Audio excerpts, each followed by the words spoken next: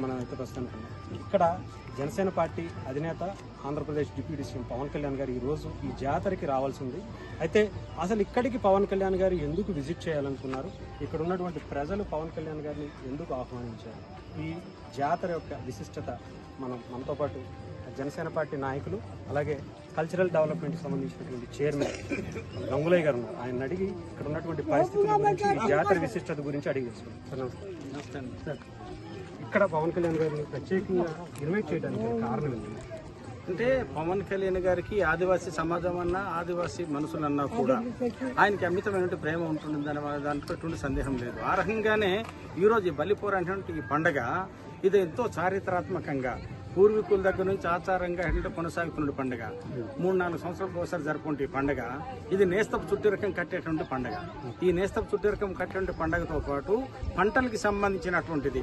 ఈ పండుగ అంతా అనుకున్నట్టుగా పండుగ జరిగితే చక్కటి పంటలు వచ్చి ఆ పంటల ద్వారా ఏంటంటే వీళ్ళ యొక్క ఆర్థిక స్థితి మెరుగుపడమే కాకుండా సుఖ సంతోషాలతో ఉంటారనేది ఒకటి. రెండోది అంటే నేస్తపు చుట్టిరకాల ద్వారా అనుబంధం పెరుగుతుంది అనేది రెండోది. అంటే ఈ రకం ఈ 2 అంశాల దాని మీద ఆధారంగానే ఈ రోజు ఇక్కడ బలిపోర పండుగ చేస్తున్నటువంటి ఈ బలిపోర పండుగ అనేది ఇక్కడ జరుగుతున్న విషయం.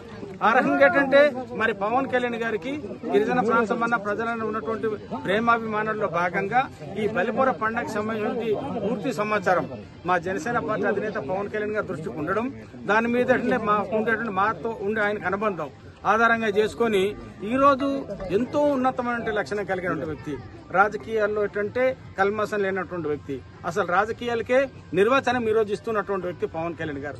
అటువంటి వ్యక్తి మా గిరిజన ప్రాంతానికి రావడానికి ఆలోచన చేయడం, మా సంస్కృతిని కాపాడడానికి ఆయన చేస్తున్న విధానం చూసి మేమంతా మంత్రముగ్ధులైపోయాం.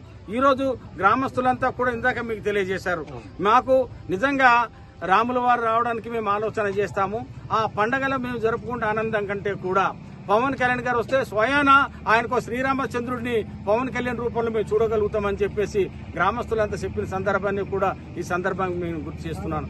కాబట్టి ఇది మా ఐకమత్యానికి, పండగలకి, నేస్తపు చుట్టరకాలకి, అదే కాకుండా పంటలు సక్రమంగా పండడానికి ఎంతో నిష్ఠగా, ఎంతో నియమ నిబంధనలతో ఈ జరుపుకునే ఈ పండుగ నిజంగా ఆదివాసీ సమాజం యొక్క ఐక్యతకు నిదర్శనం నిలబడుతుంది. మా సంస్కృతిని తెలియజేస్తుంది.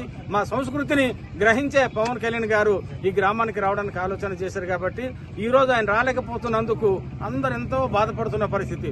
పండుగ పక్క జరుగుతున్నప్పటికీ కూడా ఆయన వస్తేనే మాకు నిజమైన పండుగ అని చెప్పేసి భావించే మాడగడ గ్రామస్తులు, చుట్టుపక్కల ఉండే ప్రజలంతా కూడా మరి ఆనందానికి కొంత ఇబ్బంది కలిగింది. కాబట్టి ఆ ఇబ్బందుల్ని అధిగమించి ముందుకు సాగడానికి పవన్ కళ్యాణ్ గారికి ఉండే